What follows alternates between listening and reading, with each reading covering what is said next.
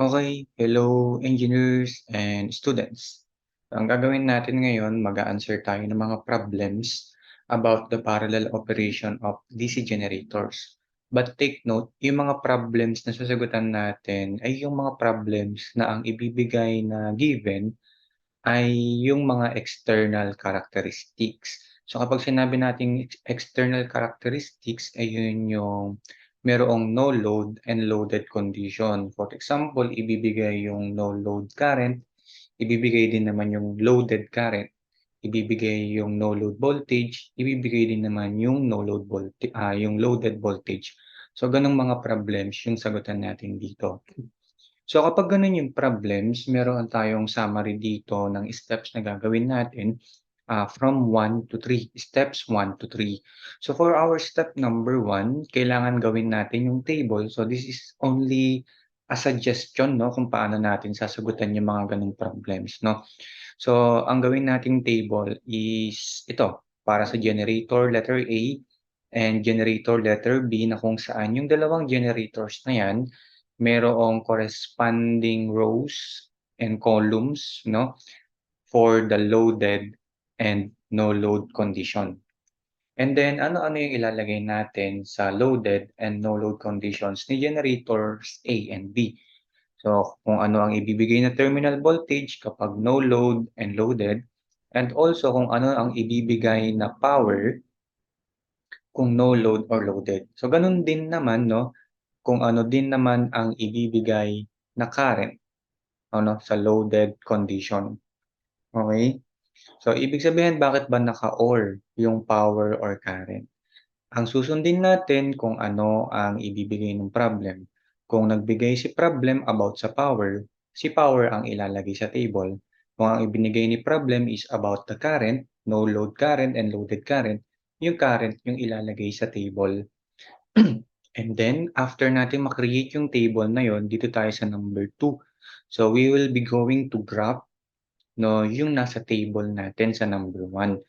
So, eto lang naman palagi ang tandaan natin 'no, kasi hindi naman natin talaga kinakabisado 'tong graph na 'to.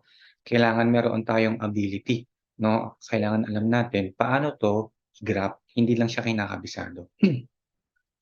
So, in this case 'no, sa step number 2 natin, we have the vertical axis. And 'di ba sa vertical axis natin nandoon yung mga boltahe.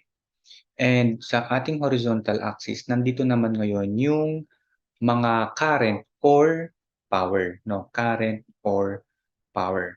So umpisahan natin sa no load condition. So parehas lang naman yung triangle ni generator A and B. So mag-focus tayo kay letter A. So let's try to focus in letter A.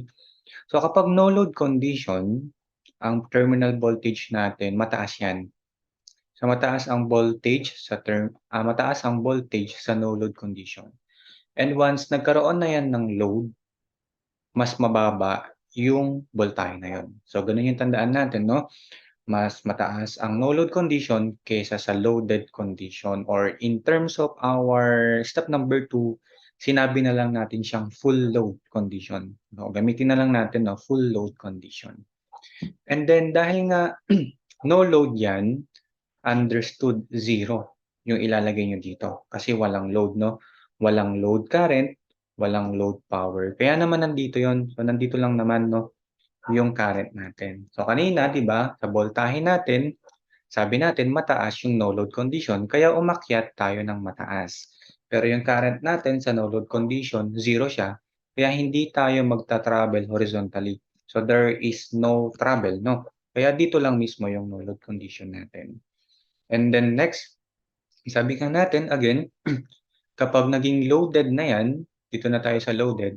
So kapag nasa loaded condition na yung generators natin, there is a small drop 'no, because of the resistance. So magkakaroon tayo ng voltage drop. Kaya naman yung loaded condition bababa, 'di ba? From the no load condition, bababa yan ng konti dito sa full load condition. So bumaba, 'di ba? Bumaba yung full load condition natin. But take note, because that is loaded na, magkakaroon na ngayon ng travel yung current natin sa graph. Kasi meron ng value yung current. So magkakaroon na tayo ngayon ng run horizontally dito. Kaya mapapansin ninyo, Sa full load condition, sa full load voltage natin, there is the presence of the current at full load condition. So, ganun din kay letter B. So, para mas maintindihan natin. 'Di ba kay letter B, nung no load ang condition, mataas ang voltahe, pero walang kuryente. That is the no load condition. Once na nagkaroon ng load, magkakaroon ng voltage drop, kaya bababa yung V full load natin, pero meron na yung kapartner na kuryente kasi loaded na siya. So, ganun natin uumpisahan yung dalawang triangles ng generators letter A and letter B natin. So, next one. So, because of the parallel condition, kailangan magkakasundo ngayon yung dalawang generators sa voltahe na gagamitin nila. And doon papasok ang V-bus na nakikita ninyo sa dalawang triangles. Generator letter A and letter B. Ang V-bus, iisang value lang yan. Kasi requirement ng parallel operation is that mag-operate sila sa parehas na voltahe. So, ayun yung madalas na hinahanap natin. So, V-bus. And mapapansin nyo rin, no, para malaman ninyo kung tama yung nagiging sagot natin sa V-bus, mapapansin nyo rin sa graph natin na ang V-bus is palaging nasa gitna ni no load condition and full load condition. So that is one technique to check kung tama ba yung nagiging answer natin. So most of the time, so ganun yung ginagawa nating pan-check. No? And then ito nga, in-assume natin na nandito yung pwesto ng V-bus, no, parehas kay generator A and B. Siyempre, loaded condition din naman yan kasi merong load na sinusupply yung dalawang generator. So there is the current. So ang point na to, yung kulay green na to, this is the current or the power shared by the generator letter A. And dito naman sa triangle ni B, ito naman yung current or power shared by the generator letter B. Kasi 'di ba sa mga questions natin sa parallel generators, kadalasan tinatanong, what is the terminal voltage or the bus voltage? And also, what is the current or the power shared by each generator? No. Kasi nga 'di ba, kaya nga tayo nag-parallel ng generator para yung iisang power na load paghatian nila. 'Di ba magse-share sila sa load na 'yon. Okay, so sana na-gets natin 'tong pag-create nung triangles natin. So, isa lang naman 'yan, 'di ba? Mamaya ang gagawin natin, ika-copy lang naman natin 'tong isang triangle na 'to, and then papalitan lang natin ng letter A or letter B. Kasi parehas lang yung triangle nila. Next, by the similar triangles, nag-arrive tayo ng solution for the generator letter A and generator letter B. So, hindi ko na 'to babasahin yung dalawang ito. I will just explain paano makukuha yung ganitong solution. Kasi 'di ba mas magandang gano'n. Mas maganda na hindi natin kabisado yung mismong V no load minus V bus over V no load minus V full load. So, kaya nga tinawag na similar triangles yan. Hanapin natin kay generator letter A yung tinatawag na similar triangles. So, ito yun. So, let us focus to the generator letter A.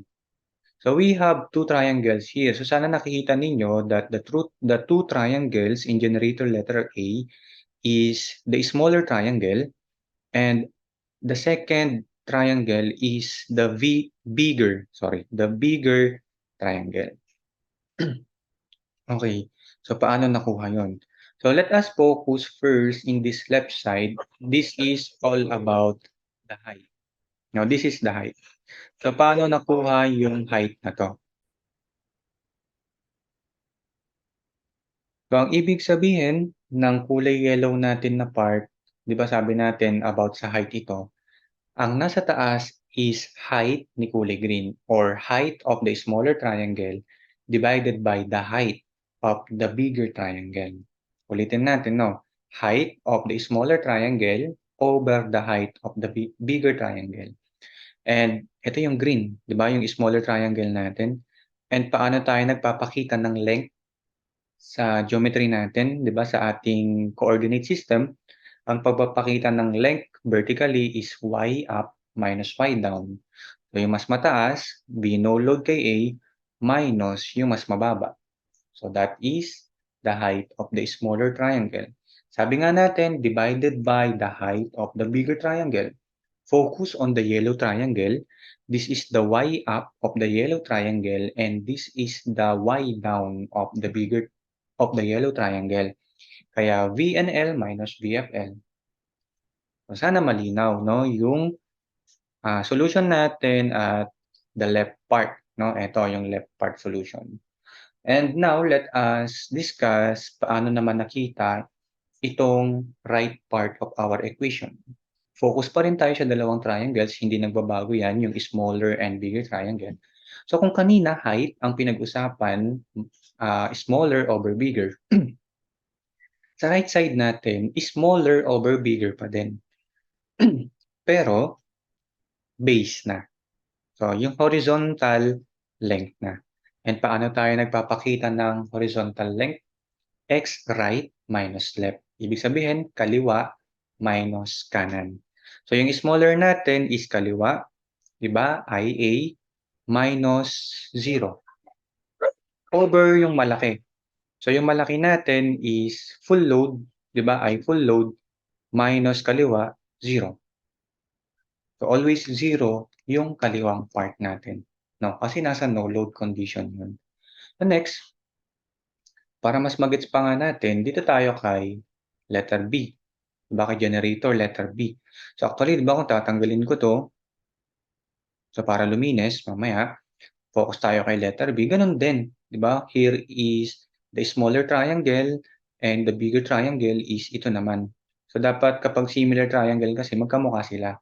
Ibig sabihin, magkaiba lang ng size, no? Pero magkamukha sila.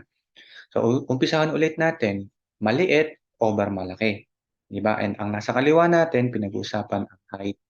Kaya naman dito, diba, sa maliit natin yung kulay yellow, yung height niyan is no load minus the bus. Diba? Ito, no load minus the bus. Next, yung malaki naman yung kulay green, no load minus the full load. So, no load minus full load. And ang kanan part natin, yung right part of the equation, ang pinag-usapan ay yung base. Kanan minus kaliwa. So sa maliit natin na triangle, yung kulay yellow, this is the kanan and this is the kaliwa. Kaya IB minus 0. And then I full load minus 0. So bakit ulit 0 dito? Kasi hindi nag-travel yung current dyan, no? Wala tayong kuryente dyan. That is no load current. 0. Okay? So ganito lang gagawin natin na after reading the problem, we will just going to follow the steps 1 to 3. So ipapakita natin na yung steps 1 to 3 na to ay magagamit natin sa lahat ng problems na mayroong given external characteristics. So this is the first problem. Two 220-volt DC generators, each having linear external characteristics, operate in parallel. So one machine has a terminal voltage of 270 on no load and 220 volts at a load current of 35 amperes, while the other has voltage of 280 volts at no load and 220 volts at 50 amperes. Calculate the output current of each machine and the bus bar voltage when the total load is 60 amperes. Sige.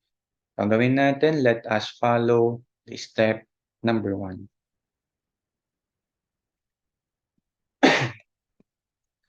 So the step number 1 is preparing the table. So mas madaling masagot ang problem kung ang ibibigay sa inyo ni teacher is naka-table na. No? So ito, umpisahan natin dito. So for our generator letter A, i-highlight natin, no? For the generator letter A, we have 270 volts on no load and 220 volts at loaded current na 35 amperes. So here we go, no? At no load condition, the voltage is 270 and at loaded condition, the voltage is 220. Sabi natin, kapag no load, walang kuryente, kaya 0. And naging 220 volts daw ang voltahe when the load current becomes 35 amperes. Generator letter B, so let us highlight. So there is a voltage of 280 at no load and 220 at 50 amperes. So no load condition, the voltage is 280 volts, and again, walang kuryente dyan. And then at loaded condition, 220 ang voltahe, and the current is 50 amperes. Next, so let us now prepare our triangles. So mapapansin ninyo, no, kina-copy paste na lang natin yung mga steps natin. Pero syempre, on your paper solution, so dapat kabisado nyo to kasi wala naman tayong chance to copy paste these solutions, no, these triangles. So gawin natin siguro ang solution natin in blue, no, yung mga values natin. For generator letter A, 270 yung no load voltage and the loaded voltage is 220. Tapos the loaded current is 35. So ito yun, no load voltage, full load voltage, and the full load current. Okay? For the generator letter B, the no load voltage is 280, the loaded voltage is 220, and ang kapartner nun na kuryente is 50 amperes. So we are using current. Sabi natin, depende kasi sa given, no, yung gagamitin natin sa triangle. So ang ibinigay ay kuryente. So kaya kuryente yung ilalagay natin dito. So mga kuryente. Okay? So let us now proceed to our step number 3. So ulitin natin, let us do some general solution dito. Sabi natin, for the step number 3, similar triangle. First, let us focus on the generator letter A with the small triangle yellow and the bigger triangle is the green. Pag-usapan natin yung height. Height nung maliit na triangle, which is the yellow, that is no load minus the bus. So that is V and L minus the bus. Sabi na lang natin V, terminal, over height ng malaking triangle, which is the green triangle, no load minus full load. So generalize muna natin yung formula natin, no? So no load minus full load. So hindi muna natin nilalagay si letter A kasi gagamitin din naman natin to kay letter B, no? So yung right side of the solution natin is talking about the horizontal part, di ba? Yung base natin. So yung kulay yellow na triangle natin, ang base niya is kanan minus kaliwa. So ang nasa kanan is the IA or yung kuryente. And then yung bigger triangle natin, which is the green, is kanan minus kaliwa. So full load ay full load. So this is our general solution na gagamitin natin for letter A and letter B. So umpisahan natin kay generator letter A.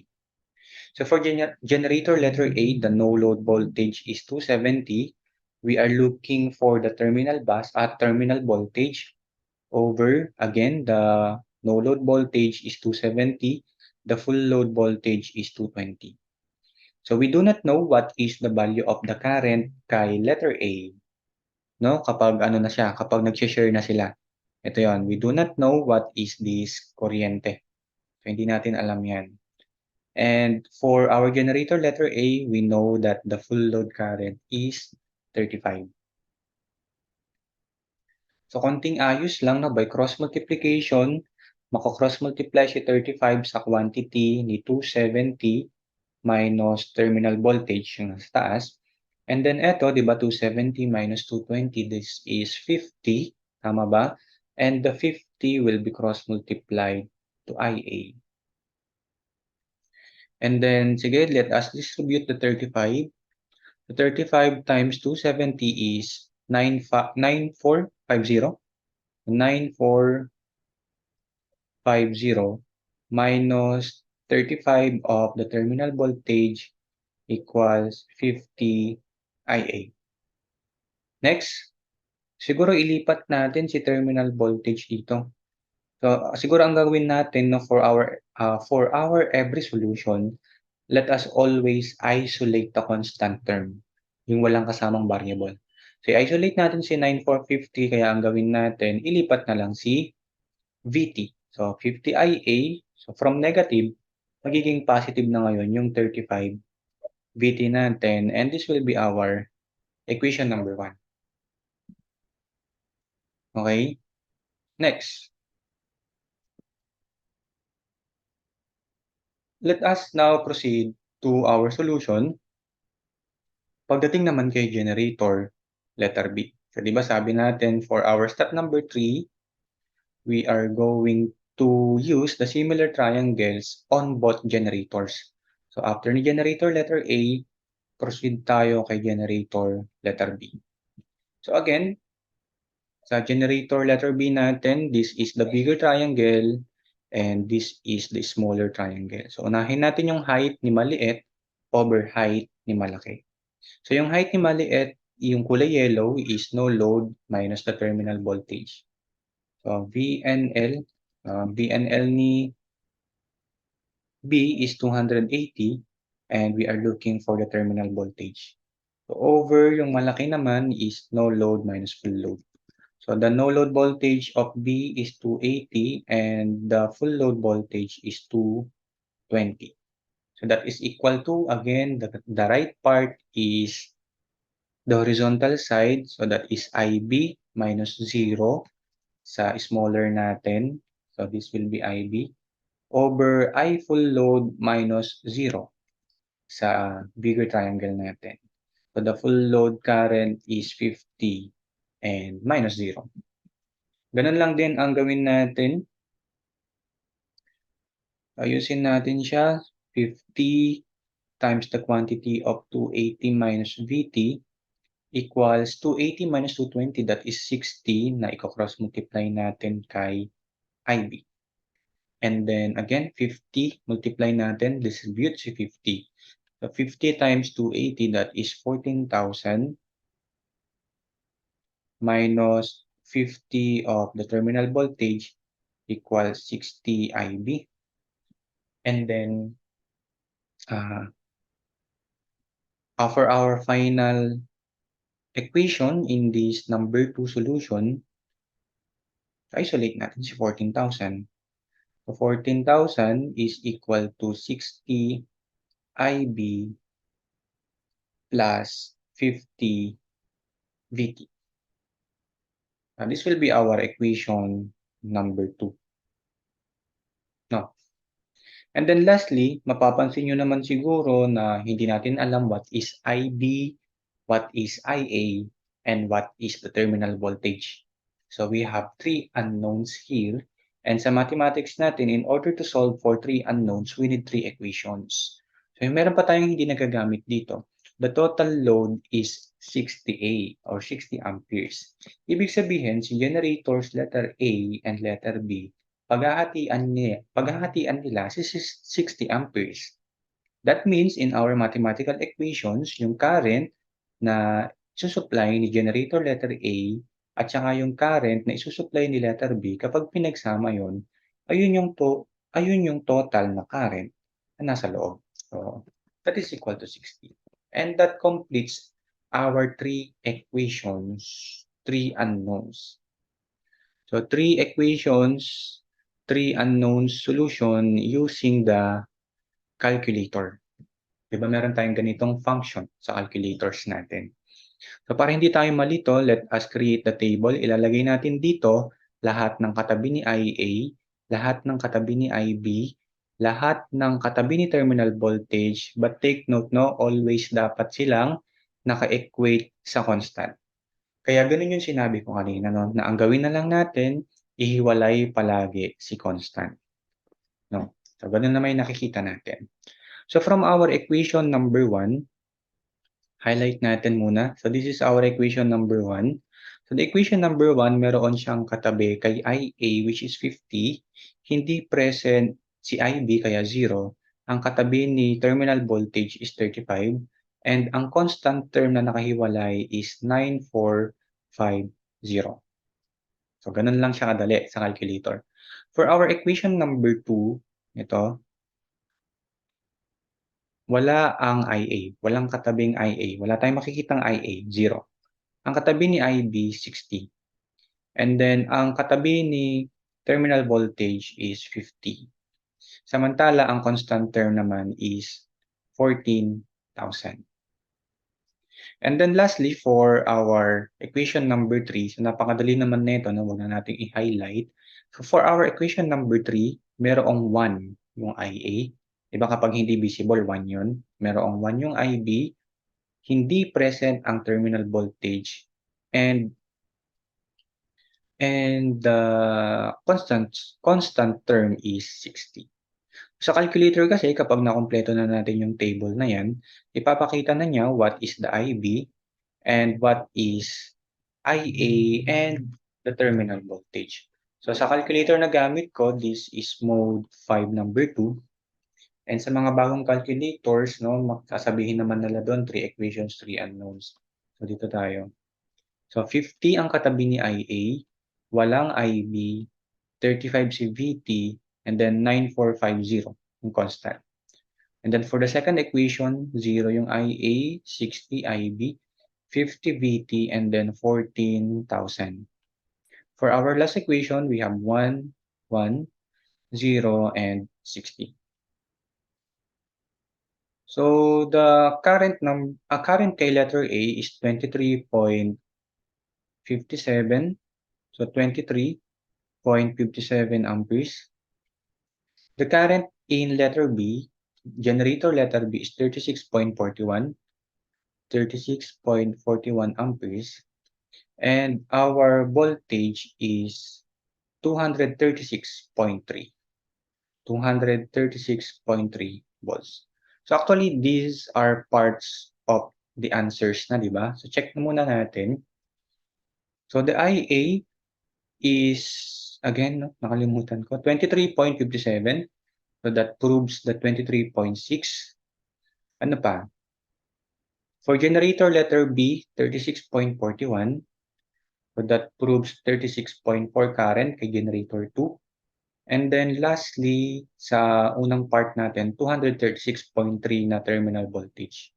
So 236.3 na terminal voltage. And then finally, no, ang ipoprove na lang naman natin sa ating key answer is the power kay generator A na 5.577 and the power kay generator B na 8.602. Madali lang naman siya. Kasi, di ba, si generator letter A, nag-ooperate na yan sa terminal voltage na nagkasundo sila ni generator B. Kaya VTIA yan. So, 236.3 times 23.57. And then, si letter B, ganun din. Diba? VTIB naman ito. So, bakit VT yung ginagamit natin? Kasi hindi mag-ooperate ang generator na nakaparallel kung hindi parehas yung voltahe nila. So 236.3 and then the IB is 36.41. So this will be our two powers in watts na lang. No? Huwag na natin silang gawing kilowatts. Mode 1. So 236.3 times 23.57, 5569 watts. So 5569 watts. And then 236.3 times 36.41. So 8603. So ingat na lang kayo sa instruction ni teacher na kung ilang decimals yung sagot ninyo. So, ang ginagawa lang naman natin dito, pinoprove natin yung key answer. 5577. So malapit, no? 5569. And then yung isa naman is 8602. So 8602.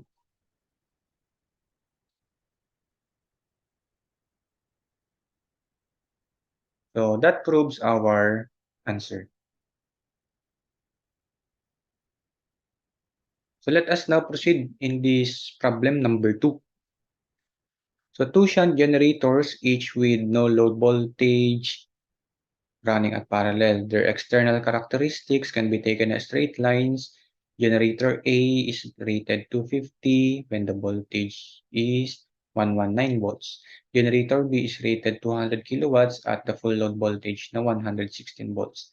To calculate the busbar voltage when the total load is 35 amperes, how is the load divided between the two? So again, let us prepare our solution. So again, the first solution is the table kasi hindi pa siya binibigay sa problem. So hindi pa natin nakikita sa problem yung pinaka-table natin.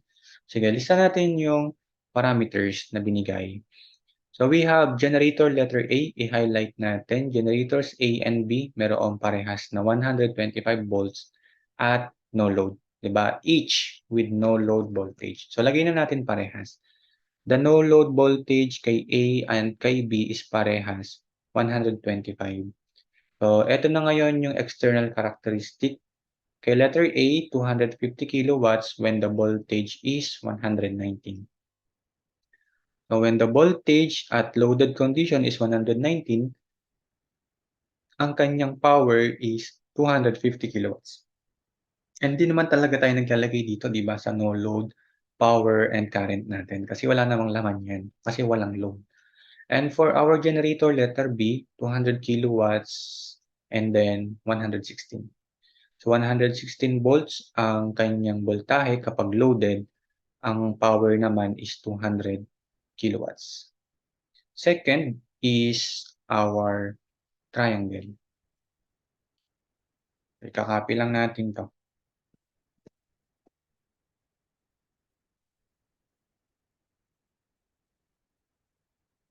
Okay? So for generator letter A, 125 ang no load voltage, 119 ang full load voltage, tapos 250 kilowatts naman ang kanyang power.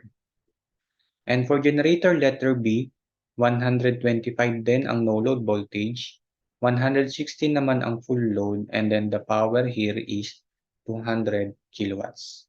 And by our number 3 solution, similar triangles. So without doing the general formula na lang, no? Tingnan na lang natin yung generator letter A. So ang maliit na triangle is this one. And the bigger triangle is ito.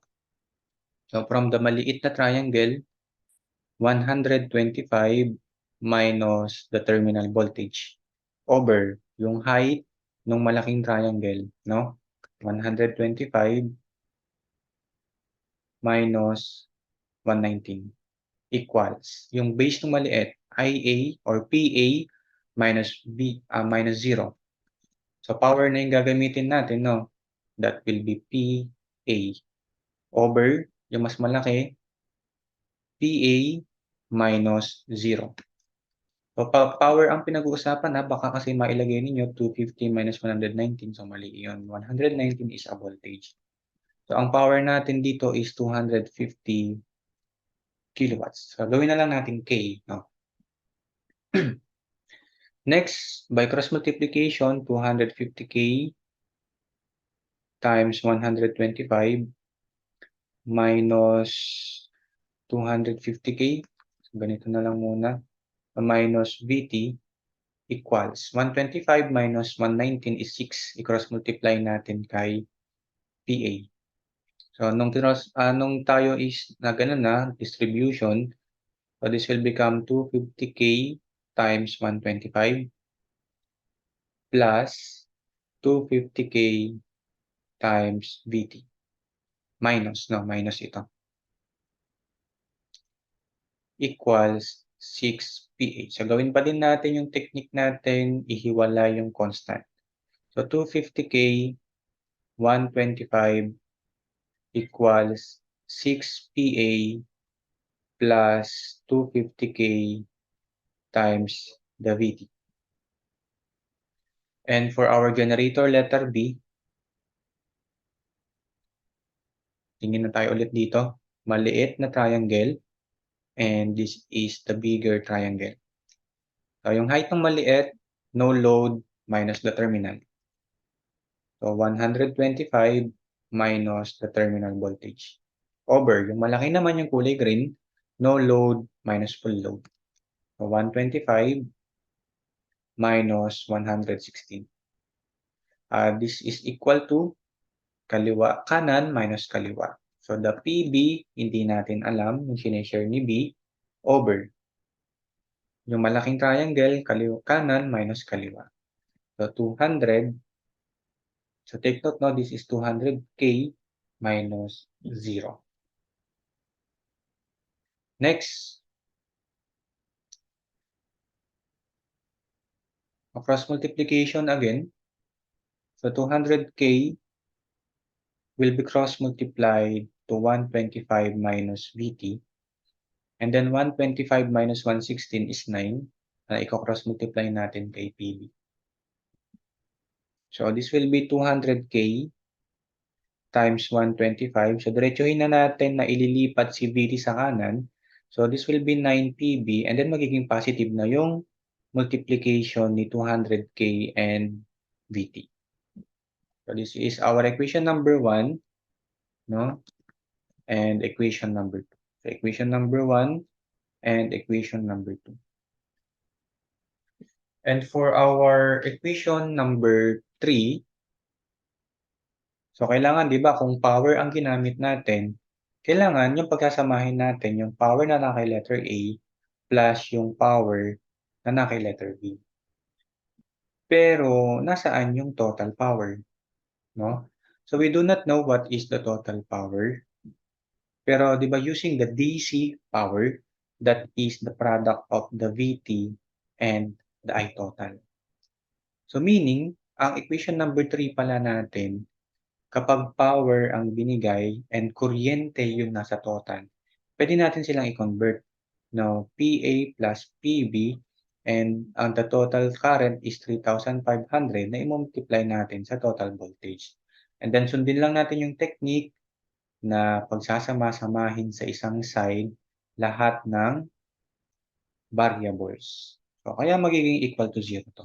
Kasi variable silang lahat. And then create lang natin yung table natin for our final answer. So pinag-uusapan na natin ngayon dito yung power, no? PA, PB, terminal voltage, and the constant term. So from the equation number 1, ang PA is 6, walang PB. Ang voltahe natin na VT ay mayroong 250K, and then the constant term is the product of 250K and 125. At the equation number 2, wala ang PA, 9 ang PB, ang VT natin is 200K, and then the constant term is 200K times 125. Lastly, for our equation number 3, ang PA is 1, PB is 1, may katabing negative 3,500 ang VT, and the constant term is 0. So ano ba ang question again? So we are looking for the terminal voltage and then the two currents. So umpisahan natin siguro yung pagkuha ni PA and then ni PB tsaka ni VT. Kasi sila naman yung nasa unknowns natin, di ba? Sa 3 equations natin. So mode 5, 2, 6, 0, 250K, and then product of 250K and 125. Equation number 2, 0, 9, 200K, and then product, 200K times 125. And then 1, 1, negative 35, 0. Tama ba? 0, no? So for our PA, gawin natin siyang kilo, no? 270.507. 270.507 kilowatts. The power letter B is 144.270. So 144.270 kilowatts. And then lastly, our terminal voltage is 118.5. 118.51. 51 volts. So the first answer that we can check is the VT kasi ito yung isa sa mga question. So tama. 118.5. Ang problem natin, meron pa tayong dalawang current. But since we now have the power, no? Meron na tayong power and our general formula for power is VI and then solving for I, that is P over the voltage. So we can now find the value of the current letter A. Yung power ni A is 270,507 over yung voltage na 118.51. So, ganun din naman yung letter B natin. Ang power ni letter B is 144,270 divided by yung same voltage. Again, no, same voltage kasi parallel operation. So, mode 5.1. Mode 1. So, 270,507 over 118.51. So, 2282.6. So, ipulan na natin, no? 2282.6 amperes. And then, sa B naman is 144,270. 270 over 118.51. So, 1217.4.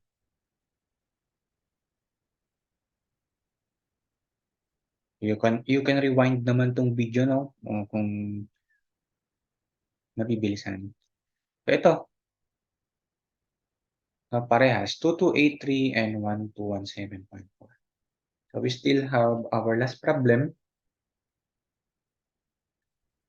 So, ito madali na lang to kasi we already have the table. So, dahil meron na tayong table, tingnan na lang natin yung question. What is the terminal voltage and the current of each generator? Mabilis lang to. I think this is the fastest problem na masasagutan natin ngayon. So, let us now skip the step number 2 kasi ibinigay na yung table. Ibinigay na ni problem yung table. And then, ito lang.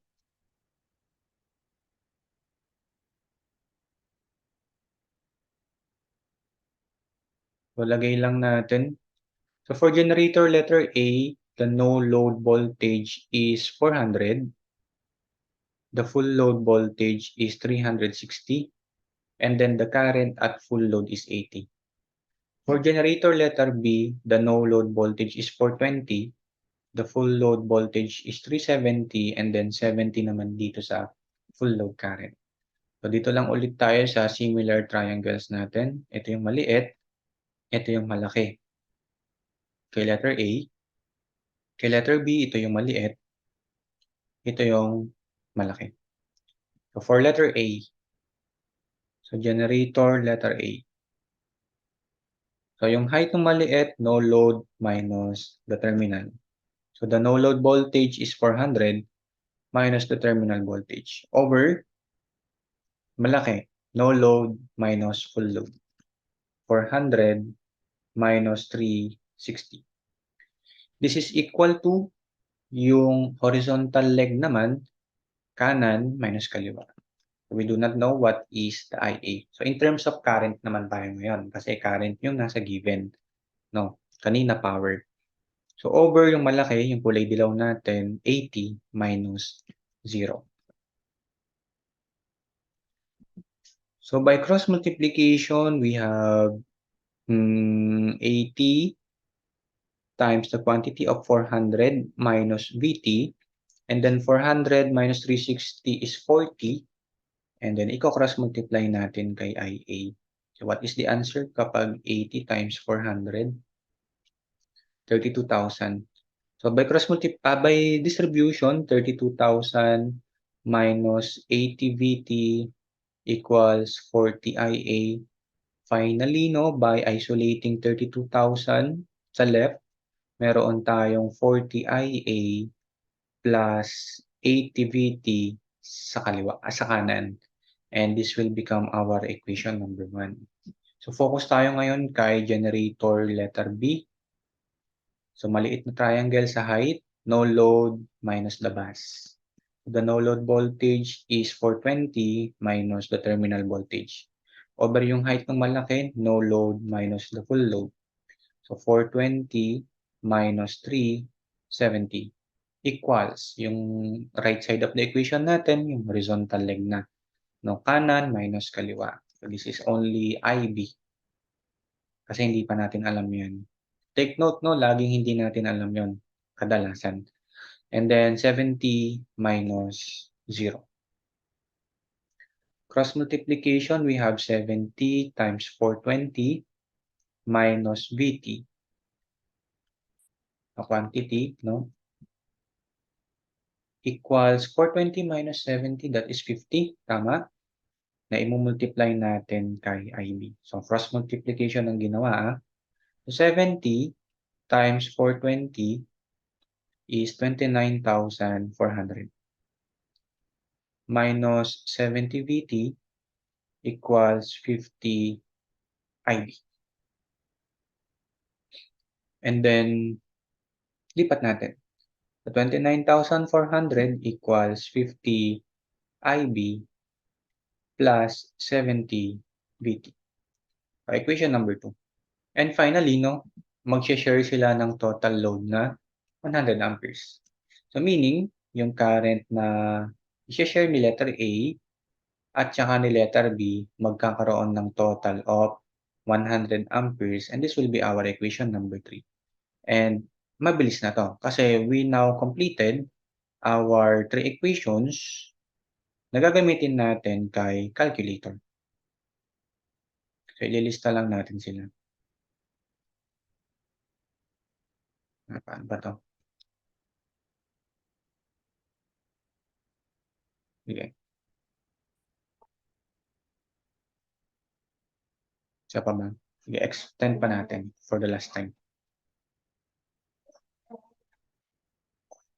Okay, let us create a table for IA, IB, VT, and take note na nakahiwalay na constant term. So from the equation number 1, merong 40 ang IA, walang IB, 80 ang VT, tapos 32,000 constant. From the equation number 2, wala yung IA, 50 ang IB, so ito yun na, and then 70 ang VT. Ang nakahiwalay na constant term is 29,400. And finally, for our equation number 3, ito na yon, so focus kayo doon.